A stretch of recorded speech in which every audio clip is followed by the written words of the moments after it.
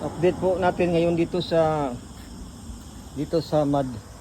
Madlina Ridge dito po sa Malta. Baka andito nagtago si Kibuloy. So ginawa namin, pumasok po ako dyan sa loob, hinanap ko si Kibuloy kasi sayang yung 10 million na pabuya. So dyan, pumasok kami dyan sa ilalim. Yan, ladder, kumakami ng ladder. Kasama ko isang Maltese na kasi kailangan namin ng pira, no? Pinasok namin dyan.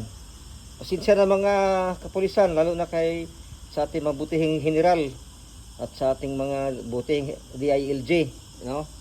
Tabaluslos. Wala po dito sa Malta, sir. Pasensya na po. Nausap ko na po dito ang mga koneksyon ko sa mga underground movement.